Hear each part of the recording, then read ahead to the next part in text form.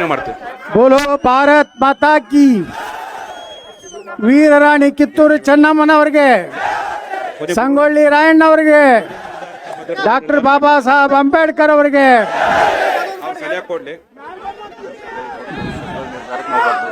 ಯಾವತ್ತು ನಮ್ಮ ಇಂದಿನ ಸುವರ್ಣಸೌಧ ಮುತ್ತಿಗೆ ಹೋರಾಟದ ನೇತೃತ್ವ ಮತ್ತು ಸಾನ್ನಿಧ್ಯವನ್ನು ವಹಿಸಿದಂತ ಯಾಕೆ ಮಾತಾಡ್ತೀರಪ್ಪ, ಸುಮ್ಕೊಂಡ್ರು ಮ್ಯಾಗ ನಾವು ಒಬ್ಬನೇ ಬಂದ್ರೆ ಮತ್ತೆ ಅದೊಂದು ದೊಡ್ಡ ಅಪರಾಧ ಆಗ್ತದೆ. ಮೊದಲೇ ಹೇಳ್ತಾರೆ ಯತ್ನಾಳ್ ಬಚ್ಚಾವ್ ಯಾವ ಮಕ್ಕಳು ಮಾಡೋದು ಬೇಡ, ನಾನು ನೋಡ್ಕೋತೀನಿ. ಸಾನ್ನಿಧ್ಯವನ್ನು ವಹಿಸಿದಂತ ಎಲ್ಲಿ ನಿಂತರು ಕಾಣಿಸ್ತೀನಪ್ಪ, ತಲೆ ಕೆಡ್ಸೋಬೇಡ್ರಿ, ಸುಮ್ಕೊಡ್ರಿ. ನೀವು ಬರೇ ಕಿವಿಲೆ ಕೇಳ್ಬೇಕಾಗೈತಿ, ನಾನು ಮಾರಿ ನೋಡ್ರಿ ಏನ್ ಮಾಡೋರದಿರಿ.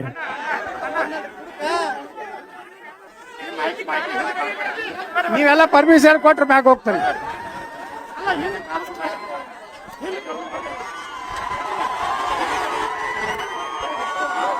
ಎಲ್ರು ಪ್ರೀತಿಗೆ ಮಣಿದು ಯತ್ನಾಳ್ ಗೌಡ್ರು ಮೇಲ್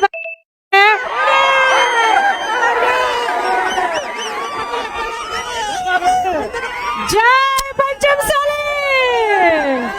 ಇದು ನಮ್ಮ ಬಾಹುಬಲಿ ಹೆಬ್ಬುಲಿ. ಜೈ ಪಂಚಮಸಾಲಿ.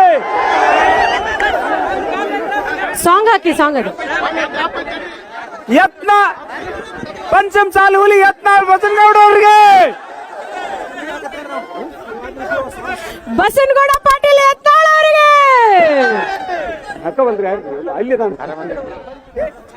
ಅವ್ರ ಮ್ಯಾಲ ಬರ್ತಾರೆ, ಇಲ್ಲಿದ್ದವರೆಲ್ಲ ಸರಿರಿ, ಫಸ್ಟ್ ಸರಿರಿ, ಅಲ್ಲಿವರೆಗೂ ಕಾಣಬೇಕು, ಎಲ್ಲರಿಗೂ ಕಾಣಬೇಕು. ನೀವೆಲ್ಲರೂ ಸರ್ಕೊಂಡ್ಬಿಡ್ರಿ ಪ್ಲೀಸ್, ದಯಮಾಡಿ. ಇಲ್ಲಿ ಭಾರತ್ ಮಾತಾ ಕಿ. ಬಂಧುಗಳೇ, ಕಳೆದ 4 ವರ್ಷದಿಂದ ನಮ್ಮ ಸಮುದಾಯದ ಜನರಿಗೆ, ನಮ್ಮ ಸಮುದಾಯದಲ್ಲಿರುವಂಥ ಬಡವರಿಗೆ,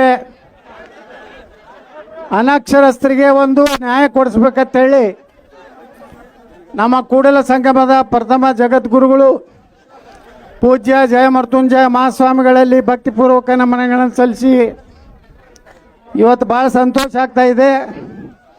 ನಮ್ಮ ಸಮಾಜದ ಅನೇಕ ಶಾಸಕರು, ಅದರಲ್ಲಿ ವಿಶೇಷವಾಗಿ ನಮ್ಮ ಲಕ್ಷ್ಮೀ ಅಕ್ಕ ಹೆಬ್ಬಾಳ್ಕರ್ ಅವರು, ಒಬ್ಬ ಮಂತ್ರಿ ಇದ್ರು ಸಹ ಇವತ್ತು ಬಂದಿದ್ದಾರೆ. ಅದರ ಜೊತೆಗೆ ನಮ್ಮ ಹಿರಿಯರಾದಂಥ ಅನೇಕರು ಎಲ್ಲರೂ ಇಲ್ಲಿ ವೇದಿಕೆ ಮುಂದಿದ್ದಾರೆ. ಮತ್ತು ನ್ಯಾಯವಾದಿಗಳು, ವಿಶೇಷವಾಗಿ ನ್ಯಾಯವಾದಿಗಳ ಒಂದು ಏನು ನೇತೃತ್ವ ತೆಗೆದುಕೊಂಡ ಮೇಲೆ ಕಾನೂನಾತ್ಮಕವಾಗಿ ಸಹ ಇವತ್ತು ನಮ್ಮ ಈ ಒಂದು ಹೋರಾಟಕ್ಕೆ ದೊಡ್ಡ ಒಂದು ನೈತಿಕ ಮತ್ತು ಸಂವಿಧಾನಾತ್ಮಕವಾಗಿ ನಮ್ಮ ಹೋರಾಟಕ್ಕೆ ಒಂದು ನೈತಿಕ ಬಲ ಬಂದಿದೆ. ಅವ್ರನ್ನೆಲ್ಲರನ್ನೂ ನಾನು ಹೃದಯಪೂರ್ವಕವಾಗಿ ತೆರೆದ ಮನಸ್ಸಿನಿಂದ ನಾನು ಸ್ವಾಗತವನ್ನು ಬಯಸ್ತಾ ಇದ್ದೀನಿ.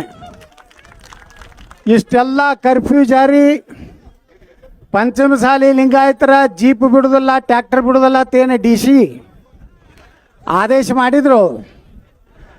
ಬಹುಶಃ ಇಲ್ಲಿ ನಾ ಕೇಳಿದೆ, ನಿನ್ನೆ ಸುಮಾರು 60-70 ಟೆಂಟ್ ಅದಾವೆ ಇಲ್ಲಿ. ಪಾಪ ಎಲ್ಲ ನಿನ್ನೆ ಜೈನ ಸಮಾಜದವರು ಹೋರಾಟ ಮಾಡಿದ್ರು, ಈಗ ಅಲ್ಲಿ ಮರಾಠ ಸಮಾಜದವ್ರು ಹೋರಾಟ ಮಾಡ್ಲಕತ್ತಾರೆ, ನಮ್ಮ ದಲಿತರು ಒಳ ಮೀಸಲಾತಿ ಸಲುವಾಗಿ ಅವ್ರು ಹೋರಾಟ ಮಾಡ್ಲಕತ್ತಾರೆ. ನಾವು ಯಾರು ಅವರಿಗೆ ಎಲ್ಲ ರೀತಿಯ ಬೆಂಬಲ ನಮ್ಮದಿದೆ. ಆದರೆ ಸ್ಪೆಸಿಫಿಕ್ ಆಗಿ ಲಿಂಗಾಯತ ಪಂಚಮಸಾಲಿ ಸಮಾಜಕ್ಕೆ ಬರುವಂಥ ಟೆಂಪೋ ಟ್ರ್ಯಾಕ್ಟರ್ಗಳನ್ನು ನಿಲ್ಲಿಸ್ಬೇಕನ್ನೋಂಥ ಏನು ಆದೇಶ ಮಾಡಿದರು, ಇದರ ವಿರುದ್ಧ ವಿಧಾನಸಭೆಯಲ್ಲಿ ಪಕ್ಷಾತೀತವಾಗಿ ನಾವೆಲ್ಲರೂ ಕೂಡಿ ಬಾವಿಗೆ ಇಳಿದು ಹೋರಾಟ ಮಾಡಿದರ ಫಲ ಮತ್ತು CC ಪಾಟೀಲರು ನಮ್ಮ ಗುರುಗಳ ಬಳಿ DC ಮತ್ತು ಇಲ್ಲಿ ಕಮಿಷನರ್ ಕರ್ಕೊಂಡೋಗಿ ಮಾತುಕತೆ ಆಡಿದರ ಫಲದಿಂದ DC ಅವರು ತಾವು ಮಾಡಿದಂಥ ಆದೇಶ ವಾಪಸ್ ತಗೋಬೇಕಾದಂಥ ಪರಿಸ್ಥಿತಿ ನಾವೆಲ್ಲ ನೋಡಿದ್ದೀವಿ. ದುನಿಯಾ ಜುಗ್ತಿ ಹೈ, ಜುಕಾನೆ ವಾಲೆ ಚಾಹಿಯೆ. ಯಾವಾಗ ಯಾವಾಗ ನಾವು ಶಕ್ತಿಯುತರಾಗ್ತೀವಿ, ಯಾವಾಗ ಯಾವಾಗ ನಮ್ಮ ಸಂಘಟನೆ ಬಲಾಢ್ಯ ಆಗ್ತದೆ, ನಾವು ಒಕ್ಕಟ್ಟಾದರೆ ಭಾಳ ಸಂತೋಷ ಆಗ್ತದೆ. ನಮ್ಮ ಚಂದ್ರರಾಜ್ ಹಟ್ಟಿಹೊಳಿಯವ್ರು ಬಂದಾರೆ, ಲಕ್ಷ್ಮೀ ಹೆಬ್ಬಾಳ್ಕರ್ ಬಂದರು, ರಾಜು ಕಾಗೆಯವ್ರಂತರು, ಬಾಬಾ ಸಾಹೇಬ್ ಪಾಟೀಲ್ ಪಾಪ ಇಲ್ಲಿ ತಳ ಕೂತಾರವರು, ಆ ಶಶಿಕಲಾ ಅಕ್ಕ ನಮ್ಮ ಅವರು ಬಂದಾರೆ. ಅಂದರೆ ನನಗೆ ನಿನ್ನೆ ವಿಧಾನಸಭೆಯಲ್ಲಿ ಕೆಲವೊಂದು ನಮ್ಮ ಹಿರಿಯರಾದಂಥ ಎ ಬಿ ಪಾಟೀಲ್ ಅದಾರೆ, ಅಲ್ಲಿದಿಂದ ದುರ್ಯೋಧನ ಐಹೊಳೆಯವ್ರು ಎಲ್ಲದಾರ ಅವರು. ಹಾಂ, ದುರ್ಯೋಧನ ಐಹೊಳೆಯವರು ನಾವು ಎಕಡೆ ಇಲ್ಲ ಈ ಕಡೆ ಇಲ್ಲ ಅಂತಿದ್ರು. ನಮ್ಮ ಕಲಬುರಗಿ ವಿಧಾನ ಪರಿಷತ್ ಸದಸ್ಯರು ಬಿ ಜಿ ಪಾಟೀಲ್ರು, ಅವರಿಗೂ ಇವತ್ತು ನಮ್ಮ ಗುರುಗಳ ಮೂಲಕ ಪಂಚಮಸಾಲಿ ದೀಕ್ಷಾ ಲಿಂಗಾಯತದ ದೀಕ್ಷಾ ಕೊಡ್ಲಾಕೈತಿ ಈ ಸಂದರ್ಭದಾಗ ಹೇಳಿ. ನಮ್ಮ ಶಿವಶಂಕರವರು ಪಾಪ ಅವರು ಶಂಕರ್ ಪಾಟೀಲ್ ಮುನೇನಕೊಪ್ಪ ಅವರು ಪಾಪ ಅವರು ಶಂಕರ್ ಪಾಟೀಲ್ ಮುನೇನಕೊಪ್ಪ ಆದರೂ ಸಮಾಜದ ಯಾವುದೇ ಬಂದ್ರೂ ಹಣಕಾಸಿನ ಸಹಾಯ ಮಾಡ್ಯಾರ. ನಾ ಎಲ್ಲನೂ ಯಾಕೆ ನೆನೆಸ್ಕೋಬೇಕಾಗ್ತದಂದ್ರೆ ಕೆಲವೊಂದು ಮಂದಿ ಬಗ್ಗೆ ಸುಮ್ಮನೆ ಅಪಪ್ರಚಾರ ಇರ್ತದೆ. ಯಾರು ಬಂದಿಲ್ಲಲ್ಲ ಅವ್ರು ಏನದಾರನು ನೀವು ತಿಳ್ಕೊಬೇಕಟ್ಟೆ. ಯಾರು ಗಟ್ಟಿಯಾಗಿ ಬಂದಾರಲ್ಲ, ಗಟ್ಟಿ ಕಾಳು ಇಲ್ಲಿ ಕೂತಾವು, ಜೋಳ ಕಾಳು ಅಲ್ಲಿ ಕೂತಾವು ನಮ್ಮ ಸಮಾಜದ್ದು. ನಿನ್ನೆ ನೇಮಿ ನಾಯಕ ಅಂತೇಳಿ ಒಬ್ಬರು MLA ಅವ್ರು ಯಾವುದೋ JDSನಿಂದ ಹಗರಿ ಬೊಮ್ಮನಹಳ್ಳಿ ಅವ್ರು ನನ್ನ ಬಳಿ ಬಂದ ಏನು ಹೇಳಿದ್ರು, ಯತ್ನಾಳ್ ಸಾಹೇಬ್ರೆ,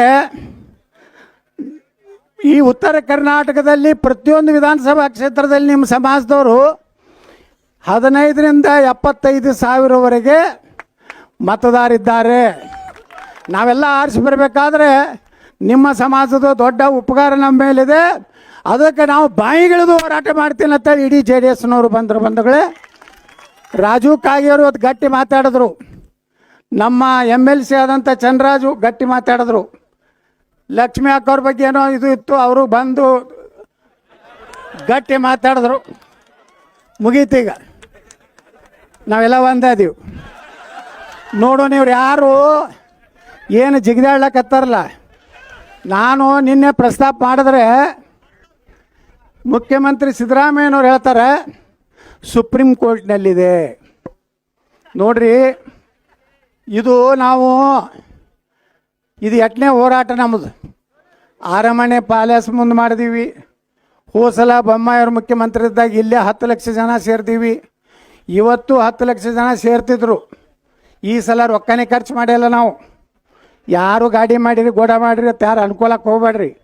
ಸ್ವಯಂ ಪ್ರೇರಣೆಯಿಂದ 75% ಮಾಡಿದ್ದಾರೆ ನಮ್ಮ ಶಾಸಕರು ಎಲ್ಲರೂ ಅವರು ಇಟ್ಟು ಸಹಾಯ ಮಾಡ್ಯಾರ.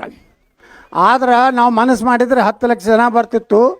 ದಿನಾಲೂ ಅಪಪ್ರಚಾರ, ಇವರು ಅಲ್ಲಿ ಸೀಜ್ ಮಾಡ್ತಾರೆ, ಟ್ಯಾಕ್ಟರ್ ಒಳಗೆ ಹಾಕ್ತಾರೆ, ಹಂಗೆ ಮಾಡ್ತಾರೆ ಹಿಂಗೆ ಮಾಡ್ತಾರೆ ಅಂತೇಳಿ.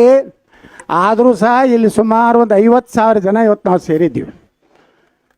ನಮ್ಮನ್ನು ಪರೀಕ್ಷೆ ಮಾಡಕ್ಕೆ ಬರಬೇಡ್ರಿ.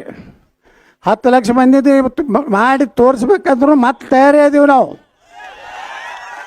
ನೀವೆಲ್ಲರೇ ಯಾರು ಹೇಳಿದ್ರು ನೀವು ಪತ್ರಕರ್ತರು 6,000 ಪೊಲೀಸರನ್ನ ತೊಗೊಂಡು ಬಂದಾರಂತೇಳಿ ನೋಡ್ರಿ. ಅದು ಕ್ರಾಂತಿ ಆಗ್ಬೇಕಾದ್ರೆ ಬ್ರಿಟಿಷರು ಏನು ಮಾಡಿದ್ರು ಸ್ವಾತಂತ್ರ್ಯಕ್ಕಾಗಿ ಈ ದೇಶದಲ್ಲಿ ವೀರರಾಣಿ ಕಿತ್ತೂರು ಚೆನ್ನಮ್ಮ ಹೋರಾಡಲಿಲ್ಲ, ಸಂಗೊಳ್ಳಿ ರಾಯಣ್ಣ ಹೋರಾಡಲಿಲ್ಲ, ಒಣಕೆ ಓಬವ್ವ, ಬೆಳವಡಿ ಮಲ್ಲಮ್ಮ, ಕೆಳದಿ ಚೆನ್ನಮ್ಮ, ಛತ್ರಪತಿ ಶಿವಾಜಿ ಮಹಾರಾಜರು ಎಲ್ಲ ಪುಣ್ಯಾತ್ಮರು ಎಂಥ ದೊಡ್ಡ ಬಲಾಢ್ಯ ಸೈನ್ಯದ ವಿರುದ್ಧನೇ ಹೋರಾಟ ಮಾಡ್ಯಾರ.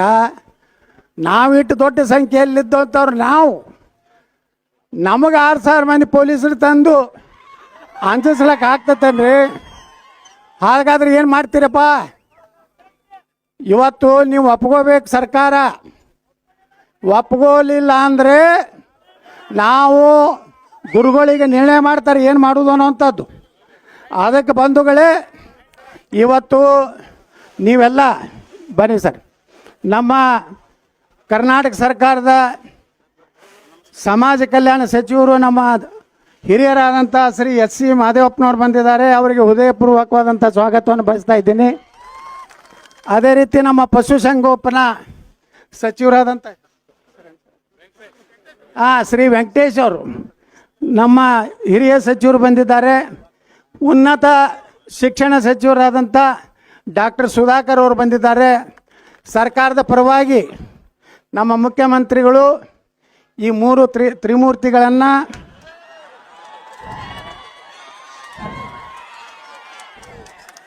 ಕೊಟ್ಟು ಕಳಿಸ್ಯಾರ. ಅವ್ರನ್ನ ನಾವು ಹೃದಯಪೂರ್ವಕವಾಗಿ ಸ್ವಾಗತ ಮಾಡಿ ಅವರು ಅದರಲ್ಲಿ ವಿಶೇಷವಾಗಿ ನಮ್ಮ ಮಹದೇವಪ್ಪ ಸಾಹೇಬರು ಭಾಳಷ್ಟು ಬಾಬಾ ಸಾಹೇಬ್ ಅಂಬೇಡ್ಕರ್ ಅವರ ಅನುಯಾಯಿಗಳು.